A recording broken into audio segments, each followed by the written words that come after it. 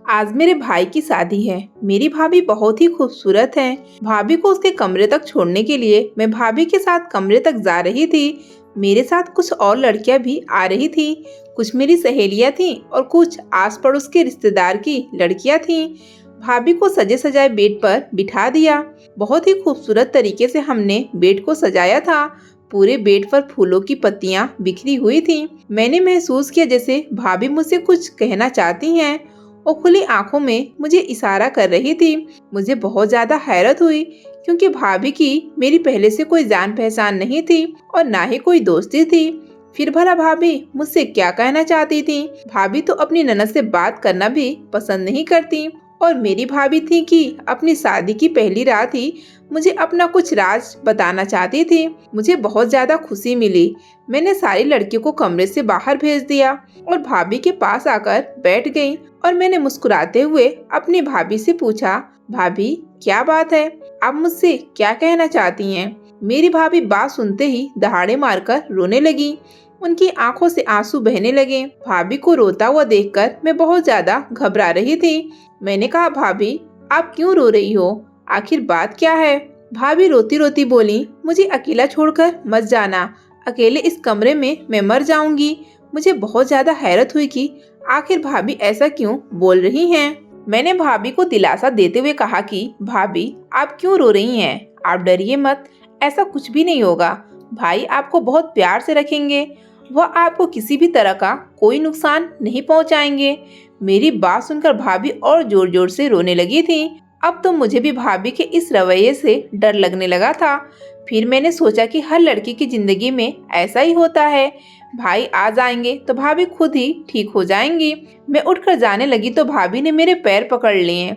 भगवान के लिए ऐसा मत करो, मैं मर जाऊंगी। मेरी जिंदगी में कुछ भी नहीं बचेगा और मैं बदनाम हो जाऊंगी। भाभी की बात सुनकर मैं बहुत ज्यादा हैरत से बोली, भाभी आपको क्या हुआ है और आपको क्यों बदनाम किया जाएगा? वो आपके पति हैं और मेरा भाई है।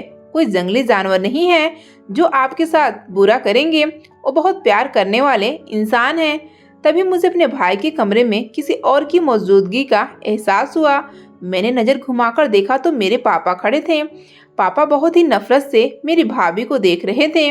भाभी पापा से नजरें चुराने लगी। कुछ पल के लिए भाभी और पापा की नजरें टकराती तो मैंने महसूस किया कि जैसे भाभी की आंखों में एक शिकायत थी। ऐसा लग रहा था जैसे पापा और भाभी पहले से जानते हैं और वो आंखों ही आंखों में पापा से कुछ शिकवा कर रही थी। लेकिन पापा की आंखों में नफरत थी। उनकी आंखों में खून उतर आया था। भाभी की तरफ गुस्से से देखते हुए बोले कि चलो बेटा, आजकल की औरतें ये सब ड्रामे ही करती रहती हैं। उन्हें यह भी मालूम नहीं कि तुम कुंवारी हो और कुंवारी लड़कियों के साथ ये बातें नहीं की जाती। पापा गुस्से से बोलते हुए मेरा हाथ पकड़कर बाहर जाने लगे। मैंने पापा को समझाते हुए कहा कि पापा, भाभी बहुत ज्यादा नर्वस हो रही थी। मैंने भाभी को समझाया। भाभी ने मुझे ऐसा कुछ भी नहीं कहा। वो तो बस ये कह रही थी कि मैं उनके साथ कुछ देर कमरे में ही रुक जाऊं। लेकिन पापा मेरा हाथ खींचते हुए मुझे बाहर लेकर आए। कहने लगे, तुम बाहर चलो, तुम्हें एक बात बताता हूँ। कमरे से बाहर आकर अपनी जेब में हाथ डालकर 10,000 निकालें और मेरे हाथ पर रखते हुए बोले, ये पैसे रख लो। पैसे देखकर मैं हैरत से बोली, पापा इतने सारे पैसे आप मुझे क्यों दे रहे हैं? पापा ने 10,000 और निकाले। पूरे 20,000 अपने पास रखो। इतने सारे पैसे देखकर मैं फूले नहीं समाई और झट से पैसे हाथों में ले लिए। पापा फिर बोले, लेकिन बेटा तुम्हें मेरी एक बात माननी होगी। मैं ताज्जुब से बोली, पापा ऐसी कौन सी बात है? मैं तो आपकी सारी बातें मानती हूँ। पापा बोले कि बस मेरी एक बात मानना कि आज से तुम्हारी भाभी चाहे कितना भी रोए, चिल्लाए, चीखे चिल्लाए, लेकिन तुम उसके पास नहीं जाओगी, उसकी बात पर ध्यान नहीं दोगी। वो शादीशुदा औरत है, अपना मसला वो खुद सुलझा लेगी। तुम्हें उसके मामले में पड़ने की कोई जरूरत नहीं है। अच्छा ऐसा करो, अब तुम जाओ यहाँ से। पापा की बातें सुनकर मैंने हाँ में सर हिला दिया और वहाँ से जाने लगी। मैंने सोचा पापा मेरे साथ ही आएंगे, लेकिन यह देखकर मुझे हैरत हुई कि पापा तो वहीं खड़े थे। जाते जाते मैंने मुड़कर देखा तो पापा भाभी के कमरे की तरफ जा रहे थे। मुझे बहुत हैरत हुई कि मुझे भाभी के कमरे से निकालकर खुद भाभी के कमरे में जा रहे हैं। मुझे बहुत गुस्सा आया और इस गुस्से में मैं मम्मी के कमरे में आ गई। मुझे गुस्से में देखकर मम्मी ने पूछा कि क्या बात है निशा, तुम इतने गुस्से में क्यों हो? मम्मी के इतना पूछते ही मैंने सारी बातें मम्मी को बता दी कि पापा ने मुझे तो भाभी के कमरे से निकाल दिया और खुद ही भाभी के कमरे में चले गए हैं। भला ये क्या बात हुई? मेरी बात सुनकर मम्मी के चेहरे पर एक रंग आया और एक रंग चला गया। फिर खुद को थोड़ा संभाल कर बोली, कोई बात नहीं बेटा, वो ससुर जी हैं, अगर वो अपनी बहू के कमरे में चले गए तो क्या हुआ, तुम इतना मत सोचो। मैंने महसूस किया कि जैसे मम्मी परेशान तो हैं लेकिन अपनी परेशानी को छुपा रही हैं। फिर मम्मी मुझसे बोली, निशा ऐसा करो, अब तुम अपने कमरे में जाओ और सो जाओ, बहुत रात हो गई है। मैं मम्मी की बातों से इत्मीनान नहीं हुई थी। जो बात मेरे दिल में बैठ गई थी वो निकाल ना सकी। आखिर पापा मुझे भाभी के कमरे से निकालकर खुद भाभी के कमरे में क्यों गए हैं? ऐसी सोच ने मुझे उलझाए रखा। मैं कमरे में आ गई और सोने की कोशिश करने लगी, लेकिन नींद मेरी आंखों में नहीं आ रही थी। भाभी का रोता हुआ चेहरा बार बार मेरी आंखों के सामने आ रहा था। आखिर भाभी इतना परेशान क्यों थी? वो इतना क्यों डर रही थी? मुझे प्यास लगी थी तो पानी पीने के इरादे से मैं बाहर किचन में आई। बाहर हॉल में देखा तो भाई सोफे पर बैठे हुए थे, कुछ परेशान दिख रहे थे और सिगरेट पी रहे थे। थोड़ा पास जाने पर मैंने देखा कि उनकी आंखों में आंसू भी थे। मेरे दिल को धक्का लगा। भाई को तो भाभी के पास होना चाहिए था और भाई हॉल में है। इसका मतलब भाई भाभी से खुश नहीं है। मुझे भाई से बहुत हमदर्दी हुई। मैं भाई के पास गई और भाई से पूछा, भाई आप इस वक्त बाहर क्या कर रहे हैं? आपको तो भाभी के पास होना चाहिए था। मेरी बात सुनकर भाई ने मुझे गुस्से से देखा और बोले, तुम आई हो पापा की चमची, जाओ यहाँ से, मुझे मेरे हाल पर छोड़ दो। लेकिन भाई आप ऐसा क्यों कह रहे हैं? मुझे पापा ने नहीं भेजा, मैंने तो आपको परेशान देखा है इसलिए चली आई। भाई गुस्से से बोले, चली जाओ यहाँ से। मेरी आंखों में आंसू आ गए।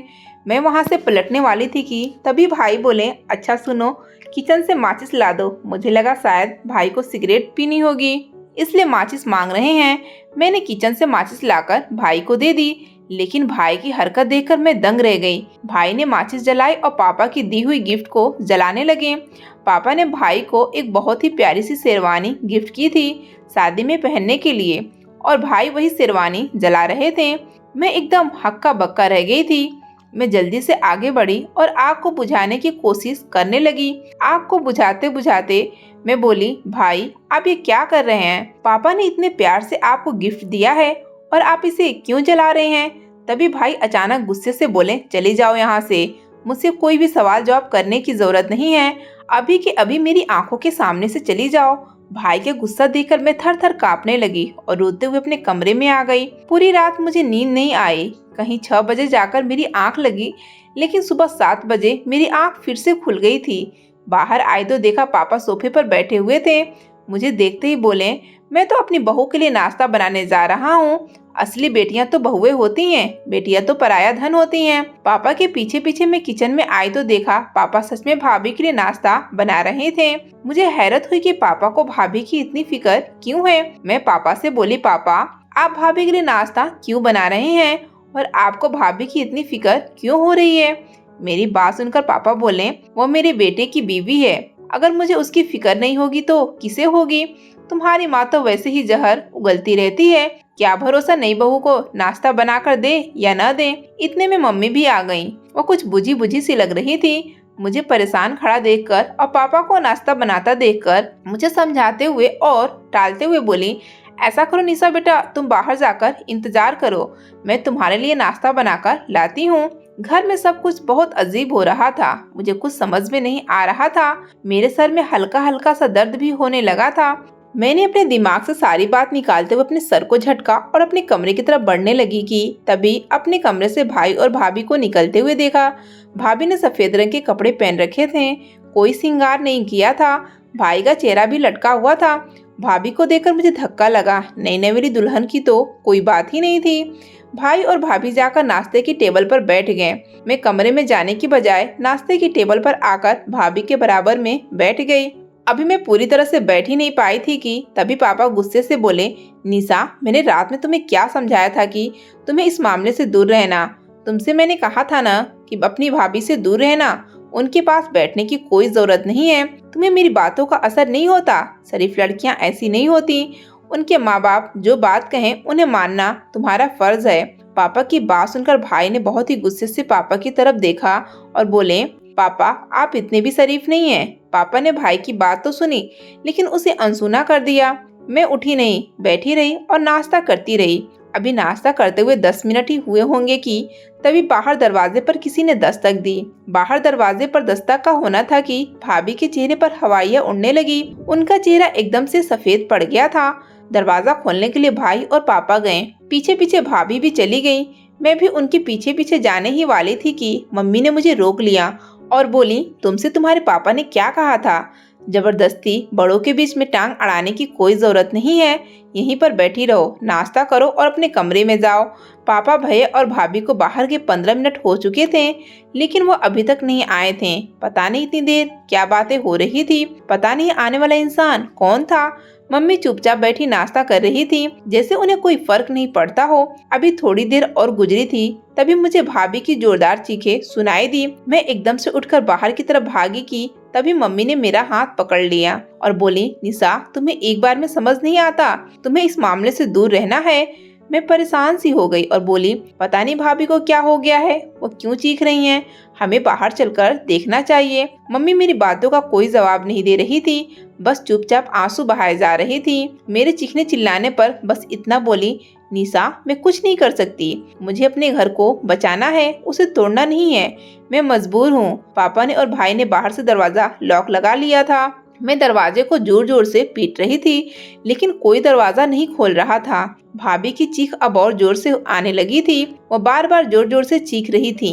2-3 घंटे के बाद पापा ने दरवाजा खोला और तीनों अंदर आए। भाभी भी अपने कमरे की तरफ चली गई। मैं भाभी के साथ साथ उनके कमरे में जाने लगी तो पापा गुस्से से बोले, इस बेगैरत औरत के पास जाने की कोई जरूरत नहीं है। इस बार मैं भी जरा गुस्से से ही बोली थी, पापा आप ऐसा क्यों कर रहे हैं? आप भाभी को बेगैरत क्यों बोल रहे हैं? पापा ने मेरी बात का कोई जवाब नहीं दिया और अपने कमरे में चले गए। मैं गुस्से से बोली, इस घर में सुकून नाम की कोई चीज नहीं है, किसी को कुछ दया आता ही नहीं है। यह कहते हुए मैं कमरे में आ गई, लेकिन मुझे भैया भाभी की टेंशन हो रही थी और सबसे ज्यादा भाभी की टेंशन हो रही थी। जब घर में सब लोग इधर उधर हो गए तो मैं चुपके से दबे पांव भाभी के कमरे की तरफ आई और भाभी से मिलकर पूछना चाहती थी कि आखिर भाभी इतना क्यों चीख रही थी। सुबह हमारे घर पर कौन आया था, लेकिन जब मैंने भाभी के दरवाजे को धक्का दिया तो वो अंदर से बंद था। मैंने कई बार चुपके से भाभी को आवाज लगाने की कोशिश की लेकिन भाभी ने दरवाजा नहीं खोला।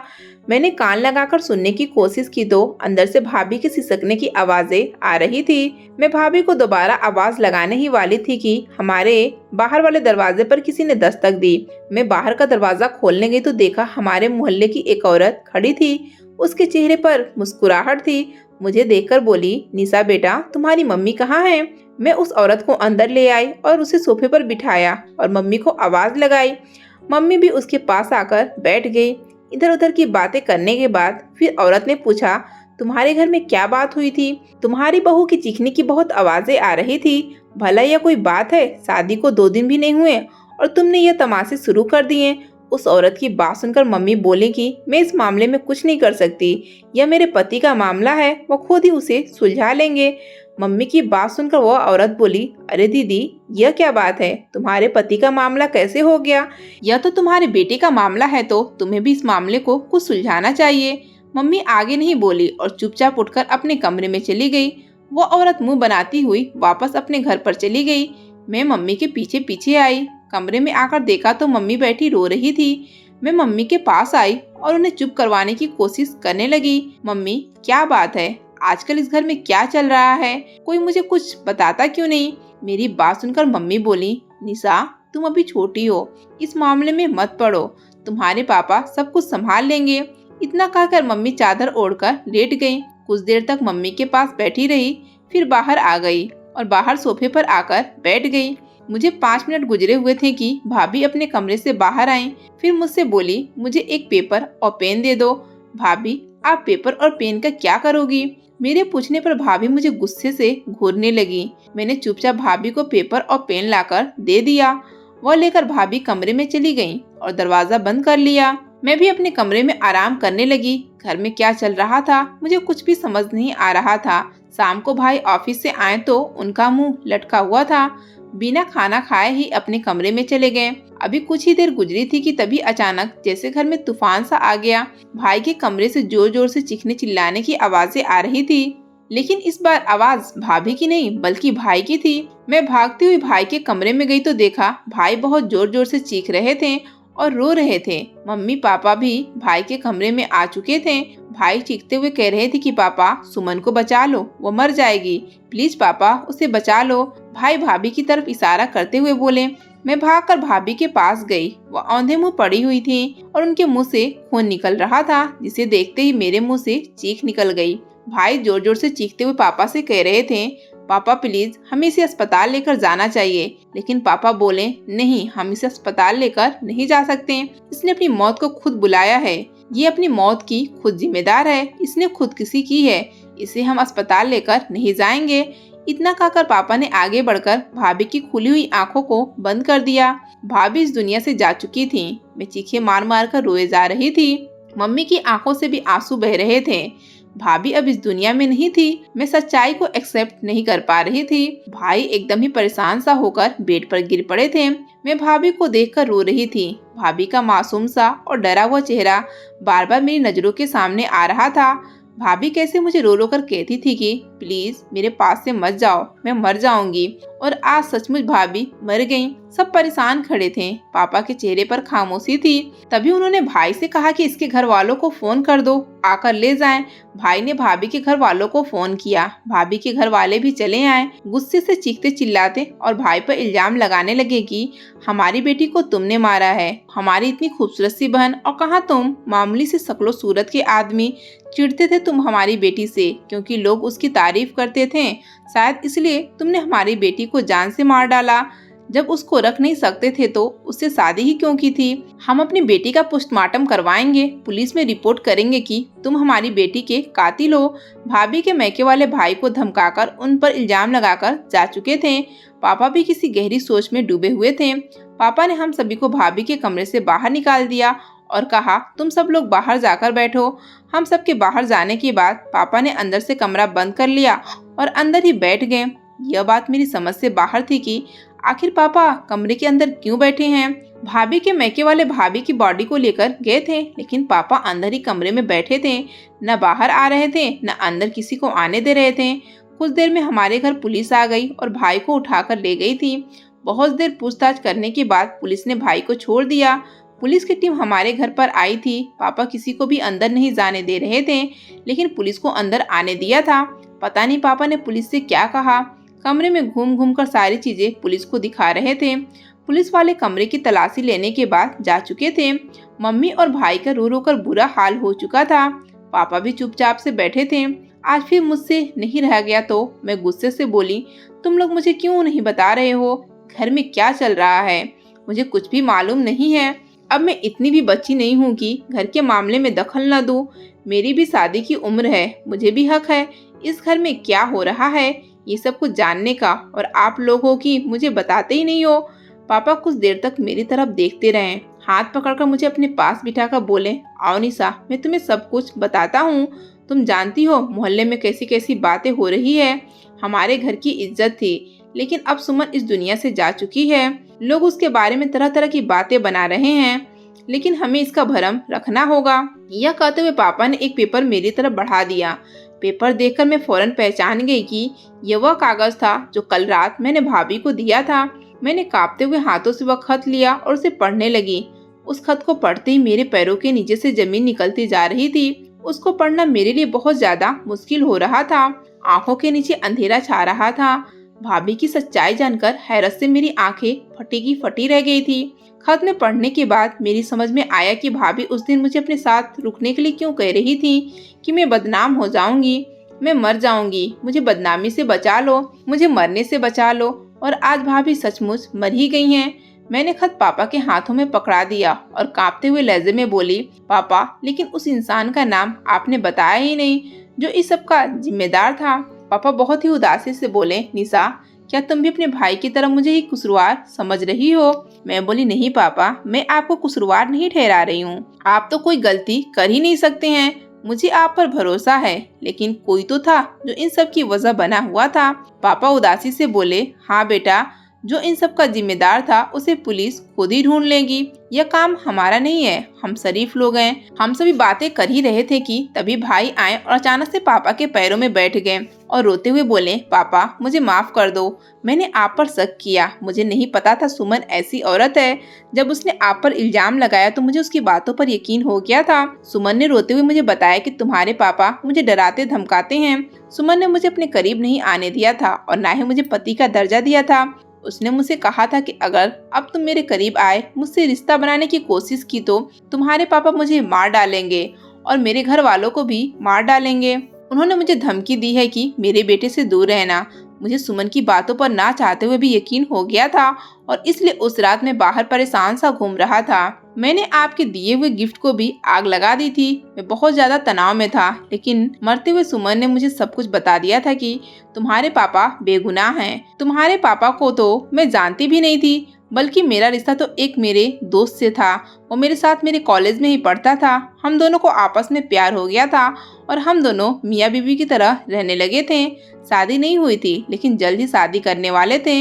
लेकिन तब तक तुम्हारी शादी मेरे साथ हो गई थी। सुमन ने बताया कि उसका बॉयफ्रेंड अब उसे धमकाने लगा था। उसने कहा था कि अगर तुमने अपने पति के साथ रिश्ता बनाया तो मैं तुम्हें जान से मार दूंगा। तुम्हारी कुछ तस्वीरें मेरे पास है, मैं उन्हें वायरल कर दूंगा और तुम्हें बदनाम कर दूंगा।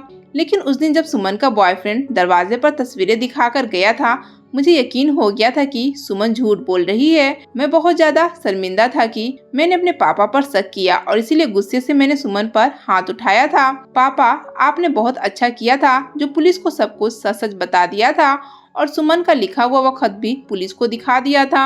अब शक की तो कोई गुंजाइश ही नहीं की। सुमन ने सुसाइड की है। शुक्र है कि उसने खत लिखकर सब कुछ बता दिया, वरना तो वह औरत जाते जाते भी हमें बदनाम कर जाती। मैं हैरानी से भाई की तरफ देख रही थी। मैंने अचानक पापा से पूछा, लेकिन पापा, उस दिन आपने मुझे भाभी के कमरे से निकालकर भाभी के कमरे में आप क्या कर रहे थे? पापा बोले कि मैंने उस दिन सुमन को किसी से फोन पर बात करते हुए सुना था कि उसकी सारी तस्वीरें उसे वापस कर दो। वो अपनी जिंदगी की नई शुरुआत करना चाहती है। वो किसी से रो रो कर बातें कर रही थी। मैंने तुम्हें कमरे से इसलिए निकाला था क्योंकि इस मामले से मैं खुद सुमन से बात करके मामले की तह तक पहुंचना चाहता था। मैंने सुमन से प्यार से पूछने की कोशिश की, लेकिन उसने मुझे कुछ बताया नहीं।